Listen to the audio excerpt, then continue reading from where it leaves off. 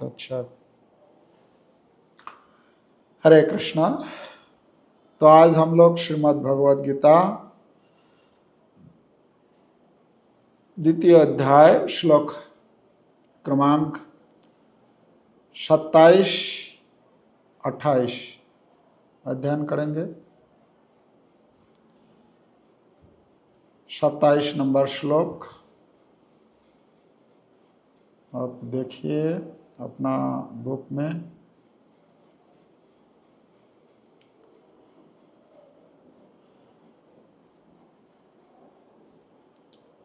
जातस्य हि ध्रुव मृत्युर्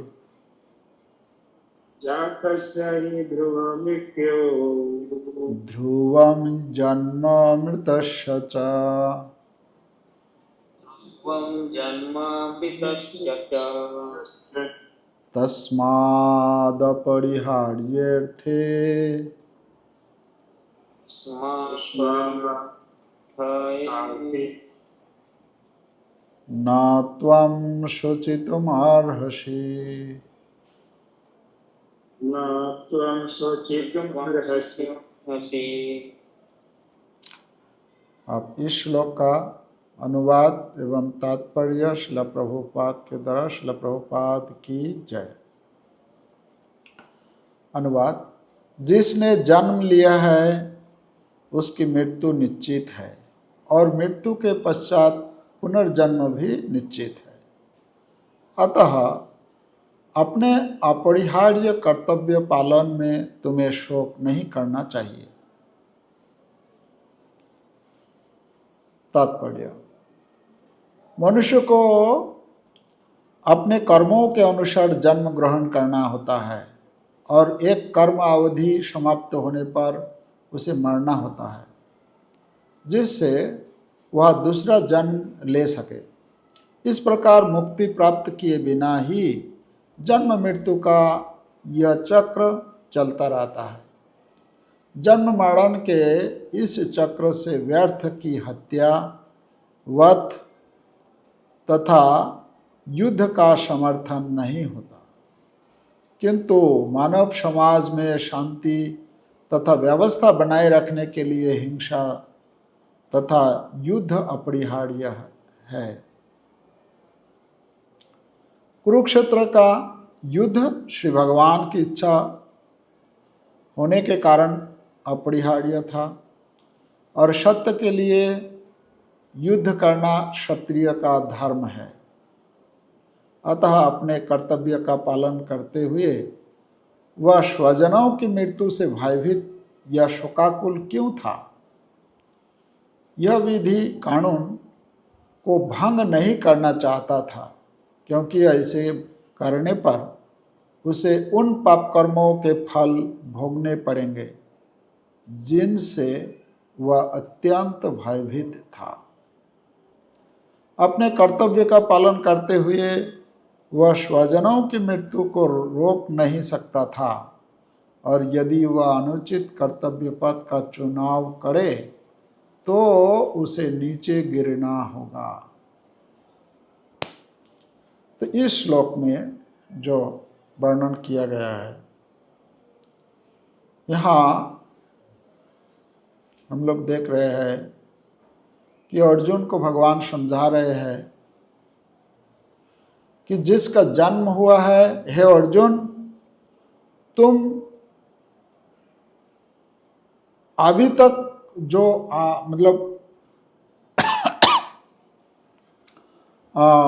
26 नंबर श्लोक तक, 26 नहीं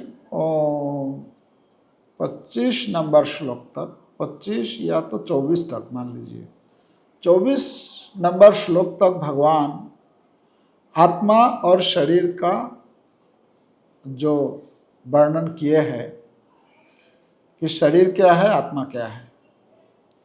शरीर नाशवान है, आत्मा नित्य है। अब तक भगवान यही समझा रहे थे। अब यहाँ आकर 27-28 नंबर श्लोक में जो भगवान अर्जुन को समझा रहे हैं, इसमें एक दूसरा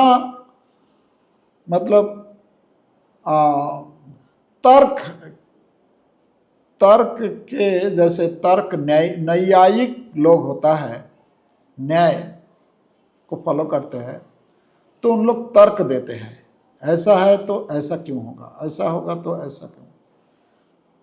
तो भगवान भी यहाँ उसी प्रकार एक तर्क दे रहे हैं कि जिसका जन्म होता है, मान लो जिसका जन्म होता है उसका मृत्यु अनिवार्य है, जिसका मृत्यु हो गया है उसका जन्म भी ध्रुव है। ध्रुव मृतम जन्म ध्रुवम जन्म मृतस्य च, यहाँ बोल रहे।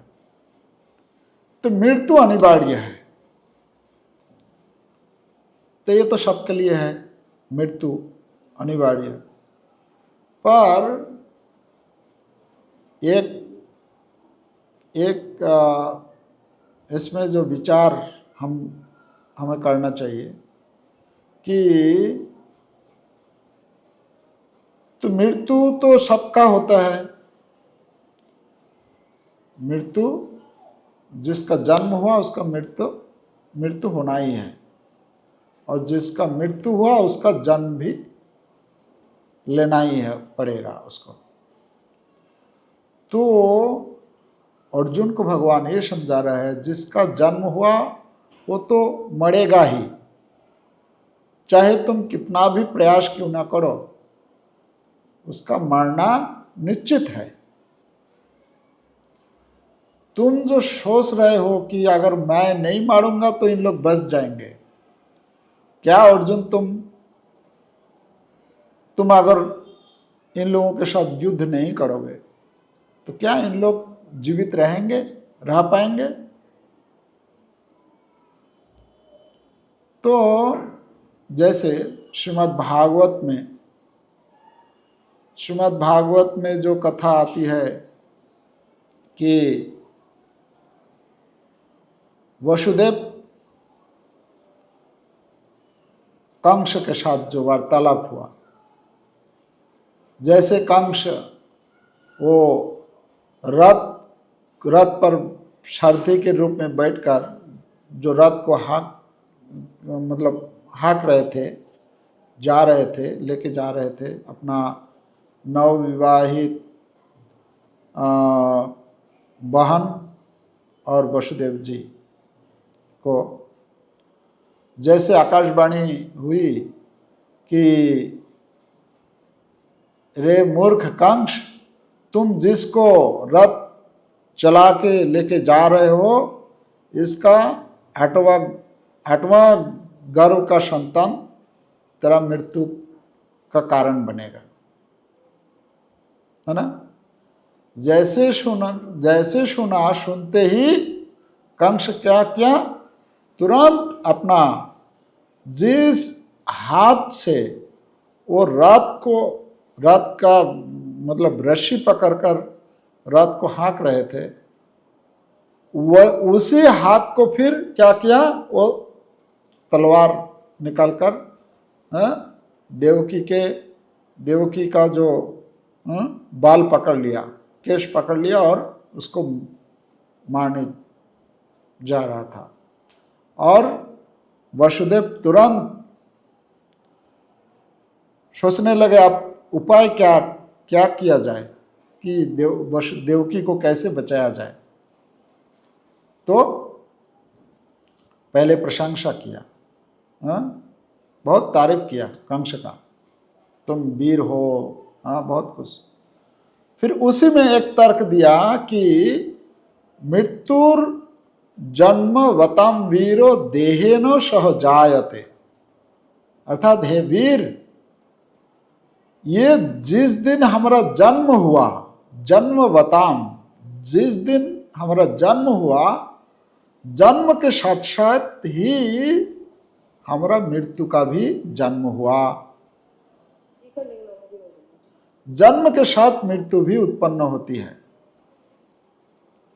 जैसे कोई प्रोडक्ट होता है, हम लोग मार्केट में खरीदने जाते हैं, जैसे मान लीजिए मेडिसिन खरीदने जाते हैं, तो क्या करते हैं, मेडिसिन में मैन्युफैक्चरिंग डेट रहता है और उसके साथ साथ एक्सपायरी डेट भी होता है ना, मैन्युफैक्चरिंग डेट और एक्सपायरी डेट भी होता है। तो जैसे मेडिसिन एक सामान्य चीज है, भौतिक चीज है, वो जब बनता है उसमें वो मार्केट में आने से पहले ही उसका मैन्युफैक्चरिंग डेट और एक्सपायरी डेट लिख देते हैं, स्टैम्प लगा देते हैं। यहाँ तक कि आजकल जैसे कोई सरकारी नौकरी में ज्वाइन करता है तो क्या होता है, क्या करते हैं, जिस दिन ज्वाइन हुआ उसी दिन उसका रिटायरमेंट का भी डेट तय हो जाता है ना। तो उसी प्रकार हमारा ये शरीर जब बना तो शरीर के साथ साथ जब जन्म हुआ उसमें एक्सपायरी डेट भी लिख दिया जाता है कि इतना इस साल इतना तारीख को इस प्रकार से इसका मृत्यु होना है। तो ये समझा रहे थे वसुदेव। पर कांक्ष क्या सोच रहा था? कांक्ष वो सोच रहा था कि यदि वह देवकी को मार डालेगा तो जब देवकी ही नहीं रहेगी तो उससे बालक भी उत्पन्न नहीं हो सकता। तो इस प्रकार कांक्ष ने विचार किया कि आकाशवाणी के अनुसार चूंकि उसकी मृत्यु देवकी के 8वें पुत्र के हाथों होगी, तो यदि वह देवकी की हत्या कर देगा तो वह मारने से बच जाएगा। तो जिस प्रकार कांक्ष सोच रहा है कि देवकी की हत्या करके वह मृत्यु से बच जाएगा, उसी प्रकार अर्जुन सोच रहे हैं कि यदि वे अपने संबंधियों की युद्ध में हत्या नहीं करेंगे तो वे मृत्यु से बच जाएंगे। वसुदेव जी कांक्ष को यह बात बतला रहे हैं कि शरीर की मृत्यु शरीर के जन्म के साथ निश्चित हो जाती है, ताकि कांक्ष देवकी की हत्या के पाप से बच जाए। ये वसुदेव इसलिए समझा रहे थे कि मृत्यु तो होना ही है, एक दिन ना एक दिन मृत्यु हो जाए, वो तो पहले से तय किया हुआ है कि कब मरना है। पर देवकी को जो मारने से जो पाप होगा, ये हत्या का पाप, भगनी हत्या, नारी हत्या का जो पाप, इससे तो कांक्ष बच जाएगा। पर कांक्ष देवकी को क्यों मारना चाह रहे थे? कि अपने को बचने के लिए, है ना। तो अपने को बचाने के लिए वो पाप करने के लिए तैयार है। तो श्री कृष्ण अर्जुन को यह बात इसलिए बतला रहे हैं ताकि अर्जुन अपने स्वधर्म, अर्जुन का स्वधर्म क्या है? युद्ध करना। क्षत्रिय होने के नाते युद्ध करना उसका धर्म है, कर्तव्य है। तो अर्जुन अपने स्वधर्म त्याग रूपी, अगर वो स्वधर्म को त्याग करेगा तो उसका पाप होगा। जैसे देवकी को मारने से कंस का पाप होगा, उससे बचाने के लिए वसुदेव समझा रहे थे कि मत मारो। क्यों? क्योंकि तुम्हारा जो मृत्यु है वो जन्म के दिन ही वो मृत्यु का भी जन्म हुआ। तो तुम क्यों देवकी नारी हत्या पाप क्यों करोगे? कम से कम उससे बच जाओगे। और अर्जुन भी यही समझा रहे हैं, कृष्ण भी अर्जुन को यही समझा रहे हैं कि तुम्हारा जो स्वधर्म है कि युद्ध करना, तो युद्ध अगर नहीं करोगे तो तुम स्वधर्म से जो अलग हो रहे हो, स्वधर्म को त्याग कर रहे हो, तो त्याग रूपी पाप से तुम बच जाओगे अगर तुम युद्ध करोगे। पर इसमें अंतर है। अर्जुन क्या करना चाह रहे थे? पाप से बचना चाह रहे थे, और जबकि कंस अपने को बचाने के लिए पाप करने के लिए तैयार थे। ये अंतर है। कंस तथा अर्जुन में जो अंतर है वह है कि कंस मरने से बचने के लिए पाप करने के लिए तैयार है, जबकि अर्जुन पाप से बचने के लिए मरने के लिए तैयार है। इस प्रकार हम देखते हैं कि एक भक्त और एक अभक्त का अंतर क्या होता है।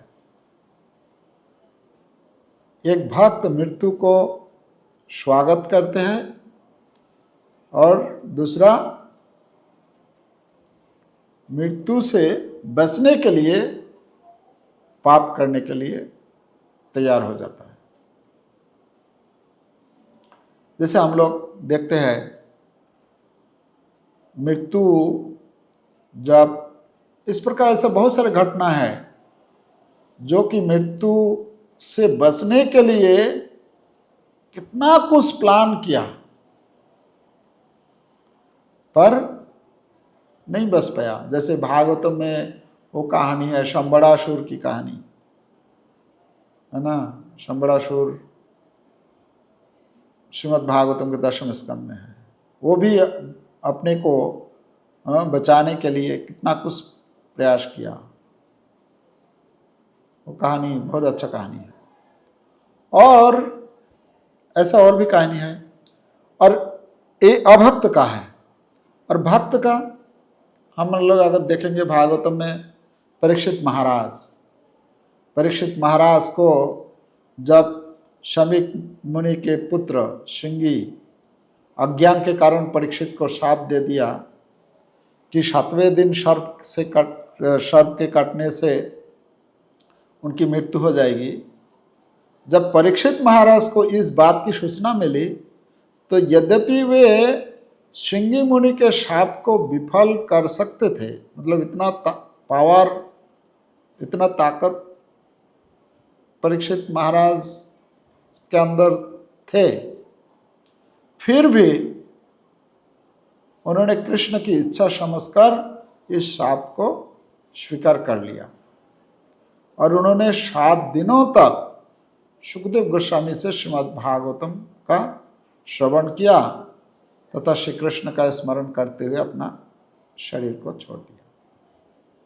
तो मृत्यु के लिए भक्त जो होता है, मृत्यु के लिए तैयार हो जाता है। श्रीमद् भागवत के वर्णन के अनुसार अपना शरीर नहीं छोड़ा, बल्कि उन्होंने मृत्यु के वो जो कहानी है ध्रुव महाराज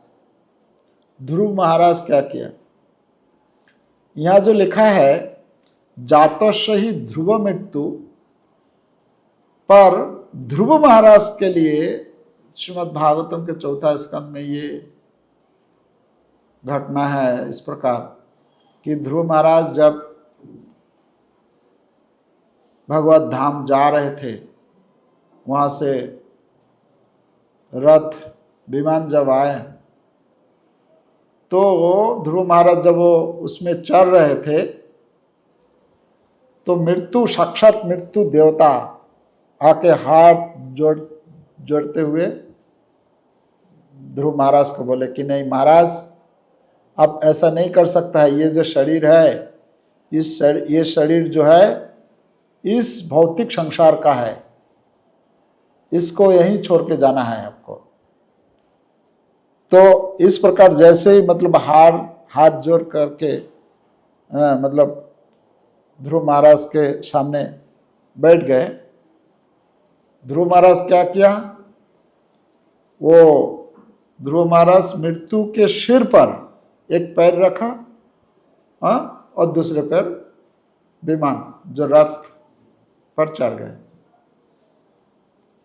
तो ध्रुव महाराज के लिए ये जो श्लोक है ये लागू नहीं हो रहा है? मृत्यु के सिर पर अपने पैर रखे और वैकुंठ से विमान पर चढ़कर कृष्ण की सेवा में ध्रुवलोक नामक स्थान पर चले गए, जहां मृत्यु का कोई भय नहीं है। श्रीमद् भागवतम में श्रील प्रभुपाद लिखते हैं एक जगह 10वें स्कंद के पहला अध्याय का 38 श्लोक में प्रभुपाद लिखते हैं, उसके श्लोक के तात्पर्य में इसमें लिखे है कि मनुष्य को मृत्यु से डरना नहीं चाहिए, प्रत्युत अपने आप को अगले जन्म के लिए तैयार करना चाहिए।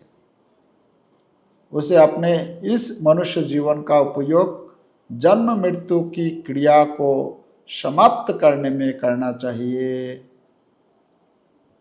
हाँ, तो इसमें क्या बोल रहे हैं कि मृत्यु के लिए तैयार होना है हमें। मृत्यु के लिए तैयार मतलब ये एक संस्था है ना, हमारे सुनने को मिलता है कि आर्ट ऑफ लिविंग, है ना। हमारा संस्था का क्या स्लोगन है? Art of dying. क्या है? Art of dying. कैसे मृत्यु को कैसे ग्रहण करना है, कैसे मारना है, वो हमें सीखना चाहिए, क्योंकि वही तो है ना असली। बंगाली में एक कहावत है, साधन करो भजन करो मरते जानले है। मतलब हम जो कुछ भी भक्ति कर रहे हैं, जो कुछ भी इस जीवन में जो कुछ भी कर रहे हैं, मरते समय अगर भगवान को याद कर लिया तो हमारा जीवन सफल है। जिंदगी भर बहुत कुछ किया, मृत्यु के समय अगर भगवान को याद नहीं किया और कुछ इस संसार की कोई चीज को, कोई व्यक्ति को, कोई विषय को अगर हम उसके बारे में सोचते सोचते अगर ये शरीर त्याग दिया तो क्या होगा? फिर उसी को वो उसको भोग करने के लिए या वो चीज को प्राप्त करने के लिए इस संसार में ही फिर दोबारा आना पड़ेगा। अगर हम भगवान को स्मरण करते हुए अगर शरीर त्याग देंगे, भगवद गीता में भगवद गीता 8 अध्याय के 5 नंबर श्लोक में बोलते हैं, अंत काले च मामेव स्मरण मुक्त्वा कलेवरम। अंत काले मतलब इस शरीर को छोड़ने से पहले, मतलब शरीर छोड़ते समय कई अगर मामेव, मतलब भगवान बोल रहे हैं माम मतलब मेरे को स्मरण करते हुए इस शरीर को त्यागता है तो उसका क्या हो जाता है? ना संशय, उसका कोई संशय नहीं है कि वो मेरे धाम प्राप्त करेगा, कोई संशय नहीं है इसमें। तो मृत्यु को कैसे ग्रहण करना है, ये हमारे पितामह भीष्म हमें सिखाया कि किस प्रकार मृत्यु को ग्रहण करना है, स्वीकार करना है। क्या बोलते हैं, पितामह भीष्म इंतजार कर रहे थे कि कब भगवान आएंगे मेरे सामने। भगवान को दर्शन करते करते मैं ये शरीर को छोड़ दूंगा।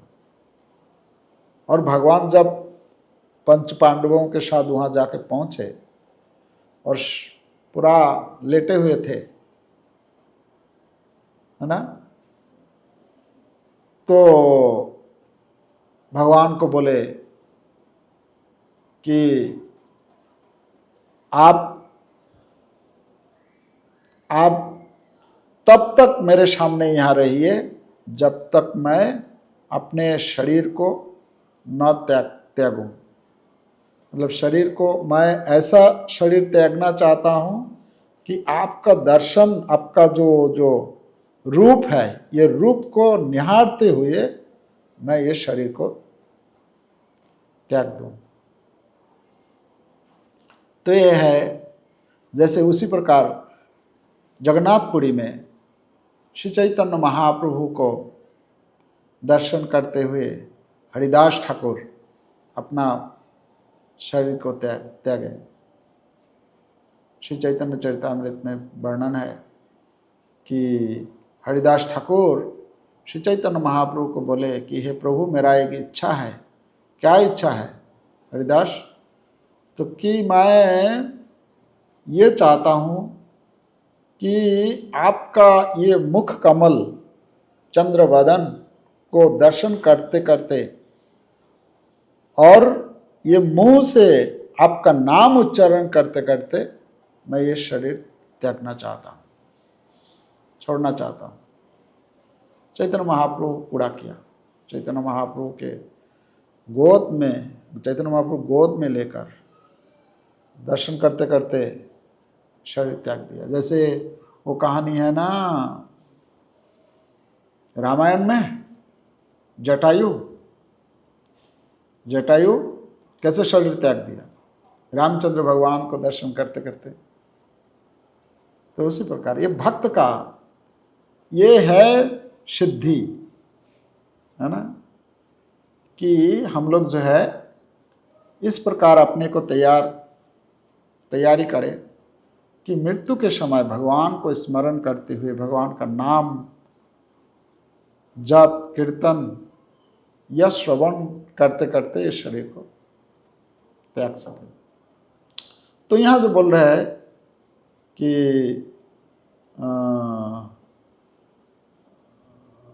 ये भक्त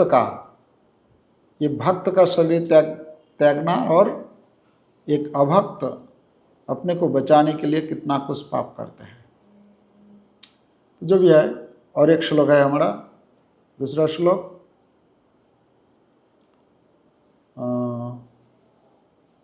28 नंबर श्लोक। अव्यक्तादीनि भूतानि व्यक्तमध्यानि भारत अव्यक्त निधनन्येव तत्र का परिदेवना। अनुवाद, सारे जीव प्रारंभ में अव्यक्त रहते हैं, मध्य अवस्था में व्यक्त होते हैं और विनष्ट होने पर पुनः अव्यक्त हो जाते हैं। अतः शोक करने की कोई क्या आवश्यकता है। तो यहाँ जो बोल रहे हैं दो परिस्थिति के बारे में बोल रहे हैं। एक है अव्यक्त में थे, बीच में व्यक्त मध्यानि भारत, और अव्यक्त निधन अन्येव। तो व्यक्त बीज में व्यक्त होता है, व्यक्त होने से पहले अव्यक्त और बाद में भी अव्यक्त। तात्पर्य, अच्छा ये अव्यक्त किस के बारे में बोल रहे हैं? जैसे ये शरीर है, ये शरीर एक समय होता है, जन्म होता है, और फिर क्या होता है, जब मृत्यु हो जाती है तो फिर वो अव्यक्त में चला जाता है। तात्पर्य पर लेते हैं। यह स्वीकार करते हुए कि दो प्रकार के दार्शनिक हैं, एक तो वे जो आत्मा के अस्तित्व को मानते हैं और दूसरे वे जो आत्मा के अस्तित्व को नहीं मानते। कहा जा सकता है कि किसी भी दशा में शोक करने का कोई कारण नहीं है। दो तर्क दे रहे हैं इसमें कि एक मानते हैं, एक दार्शनिक मानते हैं कि आत्मा का कोई अस्तित्व नहीं है, और दूसरा आत्मा का अस्तित्व है। दो है। आत्मा के अस्तित्व को न मानने वालों को वेदांतवादी नास्तिक कहते हैं। जो आत्मा का अस्तित्व को मानते हैं वो आस्तिक है, जो नहीं मानते हैं उसको नास्तिक बोलते हैं। यदि हम तर्क के लिए इस नास्तिकतावादी सिद्धांत को मान भी ले, मतलब भगवान यहाँ जो बोल रहे हैं, ये जो श्लोक है इसको नास्तिकतावादी के तौर पर अगर देखा जाए तो नास्तिकतावादी सिद्धांत को मान भी ले तो भी शोक करने का कोई कारण नहीं है। आत्मा के पृथक अस्तित्व से भिन्न सारे भौतिक तत्व सृष्टि के पूर्व अदृश्य रहते हैं। इस अदृश्य रहने की सूक्ष्म अवस्था से ही दृश्य अवस्था आती है। जिस प्रकार आकाश से वायु उत्पन्न होती है, वायु से अग्नि, अग्नि से जल और जल से पृथ्वी उत्पन्न होती है। पृथ्वी से अनेक प्रकार के पदार्थ प्रकट होते हैं। यथा एक विशाल गगनचुंबी महल पृथ्वी से ही प्रकट होते हैं।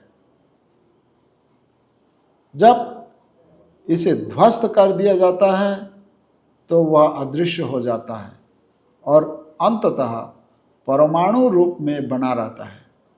शक्ति संरक्षण का नियम बना रहता है, किंतु कालक्रम से वस्तुएं प्रकट तथा प्रकट होती रहती है। अंतर इतना ही है।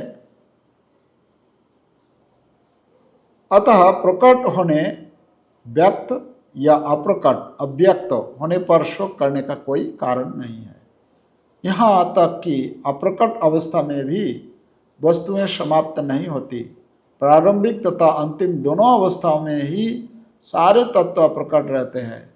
केवल मध्य में वे प्रकट होते हैं और इस तरह इससे कोई वास्तविक अंतर नहीं पड़ता। जैसे उदाहरण दिया है यहाँ, जैसे एक मान लीजिए बहुतल विशिष्ट एक महल, एक बिल्डिंग है।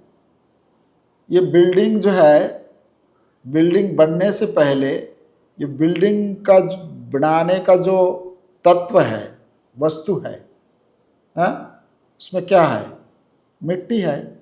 मिट्टी से ही रेत आया, मिट्टी से ही आयरन, मिट्टी से ही ईटा, है ना, और मिट्टी से ही वो सीमेंट। तो ये जो है मिट्टी से ही आया और ये बिल्डिंग बीच में बना, कुछ साल रहेगा, उसके बाद फिर ध्वस्त हो जाएगा, तो फिर मिट्टी में ही मिल जाएगा। तो ये जो नास्तिक लोग होता है, नास्तिक लोग क्या सोचते हैं कि ये जो आत्मा है, ये शरीर जो है, आत्मा जो है, आत्मा तो है ही नहीं, इसको मानते नहीं है। ये शरीर उत्पन्न होता है, फिर उसी में फिर नष्ट होकर उसी में समा जाता है। तो ये सोचते हैं। भगवान बोल रहे ठीक है, मान लो अगर तुम आत्मा का बार बार जन्म होता है, बार बार मृत्यु होती है, तब भी तुमको शोक नहीं करना चाहिए, क्योंकि इसका तो कोई अस्तित्व है ही नहीं। पर यहाँ लास्ट पैराग्राफ, यदि हम भगवद गीता के इस भौतिक निष्कर्ष को मानते हैं कि ये भौतिक शरीर कालक्रम में नाशवान है, अंतवत्व इमे देहा, किंतु आत्मा शाश्वत है, नित्य सुखता शरीर 18 नंबर श्लोक में बताते हैं। तो हमें यह सदा स्मरण रखना होगा कि यह शरीर वस्त्र परिधान के समान है, अतः वस्त्र परिवर्तन होने पर शोक क्यों? शाश्वत आत्मा की तुलना में भौतिक शरीर का कोई यथार्थ अस्तित्व नहीं होता। यह स्वप्न के समान है। स्वप्न में हम आकाश में उड़ते या राजा की भांति रथ पर आरूढ़ हो सकते हैं, किंतु जागने पर देखते हैं कि न तो हम आकाश में है न रथ पर है। वैदिक ज्ञान आत्म साक्षात्कार को भौतिक शरीर के अनस्तित्व के आधार पर प्रोत्साहन देता है। अतः चाहे हम आत्मा के अस्तित्व को माने या ना माने, शरीर नाश के लिए शोक करने शरीर नाश के लिए शोक करने का कोई कारण नहीं है। तो ये जो हमारा शरीर है, जैसे उदाहरण देते हैं, उदाहरण जैसा कि मिट्टी का जो बर्तन बनाते हैं जिन लोग, तो उसमें क्या क्या है, जो मिट्टी का बर्तन बनाते हैं वो मिट्टी को लेकर उसमें पानी मिलाते हैं और जो कुछ भी मिलाते हैं, मिलाकर फिर वो चक्का में मिट्टी को डालकर फिर एक बर्तन का उसको बनाते हैं। अच्छा, ये जब फिर टूट जाता है, खराब हो जाता है, तो क्या हो जाता है, फिर वो मिट्टी में ही मिल जाता है ना।